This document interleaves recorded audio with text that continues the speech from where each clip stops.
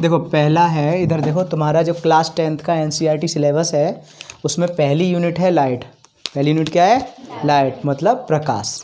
ठीक है। चैप्टर 1 है रिफ्लेक्शन एंड रिफ्रैक्शन। ठीक है, परावर्तन एवं अपवर्तन। तो पहला यूनिट क्या है? लाइट। तो लाइट क्या होती है? इधर देखो, लाइट LIGHT, लाइट मतलब प्रकाश। प्रकाश क्या होता है? प्रकाश वह माध्यम होता है जिसकी सहायता से हमें वस्तुएं दिखाई देती हैं। प्रकाश क्या होता है? प्रकाश एक ऐसा माध्यम होता है जिसकी सहायता से हमें वस्तुएं दिखाई देती हैं। क्लियर? ठीक। और ये क्या होती है? एक प्रकार की ऊर्जा होती है। प्रकाश क्या होता है? एक प्रकार की ऊर्जा होती है। जैसे धूप में हमने पानी रख दिया तो क्या हो जाता है? वो गर्म हो जाता है। ठीक है। पेड़ की पत्तियां गर्म हो जाती हैं। पेड़ पौधे क्या होता है? प्रकाश की उपस्थिति में प्रकाश संश्लेषण की क्रिया करते हैं, खाना बनाते हैं। तो प्रकाश क्या है? प्रकाश एक प्रकार की ऊर्जा है। अब ये चलता कैसे है? जो विद्युत चुम्बकीय तरंगों के रूप में चलता है। किस रूप में चलता है? विद्युत चुम्बकीय तरंगों के रूप में चलता है। ठीक है। तो मैंने तुम्हें सबसे पहले बताया कि प्रकाश क्या होता है। प्रकाश एक ऐसा माध्यम होता है जिसकी सहायता से हमें वस्तुएं दिखाई देती हैं। ठीक है। दूसरा फिर मैंने कहा कि प्रकाश एक प्रकार की ऊर्जा होती है। ऊर्जा होती है तो चलती कैसे है? ऊर्जा चलती है विद्युत चुम्बकीय तरंगों के रूप में। अब विद्युत चुम्बकीय तरंगें क्या होती हैं? जैसे मोबाइल सिग्नल होते हैं। ठीक है, मोबाइल के सिग्नल होते हैं, टीवी के सिग्नल होते हैं। ये सब कैसे चलते हैं? विद्युत चुम्बकीय तरंगों के रूप में। इनमें वायर की जरूरत तो होती नहीं है। तो कैसे होते हैं? ये विद्युत चुम्बकीय तरंगों के रूप में चलते हैं। तो विद्युत चुम्बकीय तरंगें ऐसी तरंगें जिनमें विद्युत के भी गुण होते हैं और चुंबक के भी गुण होते हैं। ठीक है। तो प्रकाश की जो तरंग दैर्घ्य होती है, तरंग दैर्घ्य मतलब वेवलेंथ, प्रकाश की तरंग दैर्घ्य होती है वो कितनी होती है? 3900 एंगस्ट्राम से लेकर 7800 एंगस्ट्राम तक होती है। क्लियर? 3900 एंगस्ट्राम से लेकर 7800 एंगस्ट्राम तक होती है तरंग दैर्घ्य। ठीक है, वेव लेंथ। ठीक है, वेव लेंथ जानते हो तुम लोग? किसी तरंग की एक चक्कर में चली गई दूरी को उसकी वेवलेंथ कहते हैं। ठीक है। 3900 एंगस्ट्राम से 7800 एंगस्ट्राम के बीच होती है प्रकाश किरण की तरंग दैर्घ्य। ठीक है। तो अब एक एंगस्ट्राम, एंगस्ट्राम क्या होता है? एंगस्ट्राम जो होता है लंबाई मापने का मात्रक होता है, बहुत छोटा। ठीक है। एक एंगस्ट्राम बराबर होता है 10⁻⁻10 मीटर। ठीक है, ये बहुत छोटी इकाई होती है, पॉइंट से भी छोटी होती है। ठीक है, ये बहुत छोटी लंबाई होती है। एक एंगस्ट्राम बराबर कितना होता है? 10⁻⁻10 मीटर। तो ये हो गई इसकी तरंग दैर्घ्य। और वायु या निर्वात में प्रकाश की चाल क्या होती है? वायु या निर्वात में प्रकाश की चाल बताओ तो? प्रकाश की चाल होती है 3 × 10⁻⁻10 3 × 10⁸ मीटर पर सेकेंड। क्लियर? 3 × 10⁸ मीटर पर सेकेंड होती है वायु निर्वात में प्रकाश की चाल। समझ गए ना? तो प्रकाश के कुछ गुण होते हैं जिसमें तुम्हें 2 गुण अभी बताए जाएंगे, प्रकाश का परावर्तन और अपवर्तन। ठीक है ना?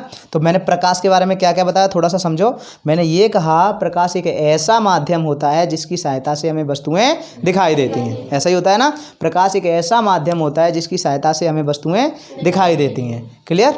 आगे फिर मैंने बताया प्रकाश एक प्रकार की ऊर्जा होती है जो विद्युत चुम्बकीय तरंगों के रूप में चलती है, जिसकी तरंग दैर्घ्य 3900 एंगस्ट्राम से 7800 एंगस्ट्राम के बीच होती है तथा एक एंगस्ट्राम बराबर होता है 10⁻⁻10 मीटर। ठीक है। वायु निर्वात में प्रकाश की चाल होती है 3 × 10⁸ मीटर पर सेकेंड। क्लियर? उसके आगे मैंने रिफ्लेक्शन और रिफ्रैक्शन बताया। ये क्या होते हैं? प्रकाश के गुण होते हैं। प्रकाश के गुण होते हैं। तो सबसे पहले हम बात करते हैं प्रकाश के परावर्तन की। किसकी? प्रकाश के परावर्तन की। तो प्रकाश का परावर्तन क्या होता है? प्रकाश का परावर्तन होता है कि जब कोई प्रकाश किरण क्या होता है, इसको मिटाते तब बताते हैं। प्रकाश का परावर्तन तो गुण है ये। प्रकाश का क्या करना है तुम्हें? परावर्तन। ठीक है। तो परावर्तन यानी रिफ्लेक्शन क्या होता है? ठीक है, रिफ्लेक्शन, ध्यान से समझना। ठीक। तो ये हमने ये मान लिया ये कोई क्या है? प्लेन मिरर है। ये क्या है? प्लेन मिरर है। और ये जो पॉलिश कर रहे हैं ये रेड ऑक्साइड या मरकरी या सिल्वर ऑक्साइड की क्या है? ये पॉलिश है। रेड ऑक्साइड या मरकरी की पॉलिश है। ठीक है, मरकरी को HG कहते हैं ना। ठीक है, ये है तुम्हारा प्लेन मिरर। ये क्या है? प्लेन मिरर है। क्लियर? ठीक, तो ये है तुम्हारा शाइनी सरफेस मिरर जो घर पे रोज देख के आते हो तुम लोग। ठीक, तो क्या होता है जब कोई प्रकाश किरण, ये है प्रकाश किरण, ये क्या है? प्रकाश किरण। तो ध्यान से समझना परावर्तन की डेफिनेशन क्या है कि जब कोई प्रकाश किरण किसी चिकने या पॉलिशदार तल पर पड़ती है तो उसका अधिकांश भाग उसी माध्यम में वापस लौट आता है। ठीक है, यही घटना प्रकाश का परावर्तन कहलाती है। समझ में आया ना? क्या होता है देखो, जब कोई प्रकाश किरण किसी चिकने या पॉलिशदार तल पर पड़ती है तो उसका अधिकांश भाग उसी माध्यम में वापस लौट आता है। ठीक है ना? जैसे ये मिरर है, यहाँ से ऐसे टकराई, ऐसे प्रकाश किरण टकराई और ये क्या हुआ, इसी माध्यम टकराने के बाद ऐसे निकल के आ जाएगी, तो इसी मीडियम में वापस आई कि नहीं आई? तो ये जो होती है घटना, इसको क्या कहते हैं? प्रकाश का परावर्तन कहते हैं। क्लियर हुआ? परावर्तन समझ में आया? ठीक, तो परावर्तन से रिलेटेड कुछ डेफिनेशंस हैं वो बताते हैं। ठीक है, तो परावर्तन से संबंधित कुछ परिभाषाएं हैं, वो क्या हैं ध्यान से समझो। तो ये तुमने क्या मान लिया, ये कोई प्लेन मिरर है। ठीक है, ये रेड ऑक्साइड या मरकरी के पीछे से ये क्या दिए? पॉलिश है। ठीक है, तो ये प्रकाश किरण इस पर आपतित हो रही है, ये प्रकाश किरण यहाँ पे पड़ रही है, तो इस प्रकाश किरण को कहते हैं आपतित किरण या इंसिडेंट रे। आपतित किरण या इंसिडेंट रे। क्लियर? तो क्या होता है इसकी डेफिनेशन अगर हम बताएं तो क्या होगा? वह किरण, क्या?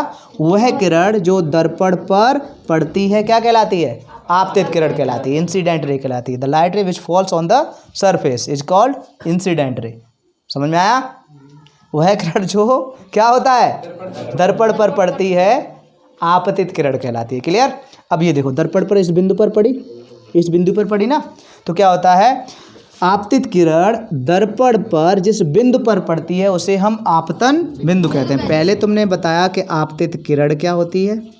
ठीक है, आपतित किरण क्या होती है, यानी इंसिडेंट रे क्या होती है। ठीक है, इंसिडेंट रे बताया तुमने। सेकंड बताया तुमने पॉइंट ऑफ इंसिडेंस, मतलब आपतन बिंदु। आपतन बिंदु मतलब point of incidence, point of incidence. आपतन बिंदु क्या होता है? ये जो बिंदु है क्या होता है देखो, आपतित किरण दर्पण पर जिस बिंदु पर पड़ती है उसे हम क्या कहते हैं? आपतन बिंदु कहते हैं। ये है तुम्हारा आपतन बिंदु। क्लियर हुआ? आपतन बिंदु समझ में आया? आपतित किरण दर्पण पर जिस बिंदु पर पड़ती है उसे हम आपतन बिंदु कहते हैं। ठीक है, तो आपतन बिंदु पर खींचा गया लंब, यानी अगर हमने लंब खींच दिया तो आपतन बिंदु पर खींचा गया लंब क्या कहलाता है? अभिलंब। ठीक है, आपतन बिंदु पर खींचा गया लंब अभिलंब कहलाता है। इंग्लिश में इसको क्या कहते हैं? नॉर्मल। ठीक है, ये अभिलंब हो गया। ठीक, अब ये डेफिनेशन और रह गई इसकी। देखो इधर, ये हो गया तुम्हारा अभिलंब, ये क्या हो गया? अभिलंब। ठीक है, और ये होती है तुम्हारी परावर्तित किरण। कौन सी किरण? परावर्तित किरण, रिफ्लेक्टेड रे। क्या कहते हैं इसको? Reflected ray. ध्यान से समझना इसको क्या कहते हैं। ध्यान से इधर देखो, क्या होता है? आपतित किरण दर्पण पर टकराने के पश्चात दूसरी दिशा में चली जाती है, ऐसे जा रही है ना। आपतित किरण दर्पण पर टकराने के पश्चात दूसरी दिशा में चली जाती है, तो इस दूसरी किरण को परावर्तित किरण कहते हैं। क्लियर हुआ? दूसरी किरण को क्या कहते हैं? परावर्तित किरण कहते हैं। क्लियर हुआ? आगे देखो, ये जो पॉइंट है, ये एक एंगल ये है, एक एंगल ये है, तो इस एंगल, ये एंगल किसके बीच में बन रहा है? आपतित किरण और अभिलंब के बीच। आपतित किरण और अभिलंब के बीच जो एंगल बनता है उसे हम कहते हैं आपतन कोण। एंगल आपतन कोण, एंगल ऑफ इंसिडेंस, इसको कहते हैं एंगल ऑफ इंसिडेंस। और देखो, परावर्तित किरण और अभिलंब के बीच जो कोण बनता है उसे परावर्तन कोण। ठीक है, परावर्तन कोण, एंगल ऑफ रिफ्लेक्शन कहते हैं। क्लियर? ये पॉइंट समझ में आए ना? ये हो गए इसके पॉइंट।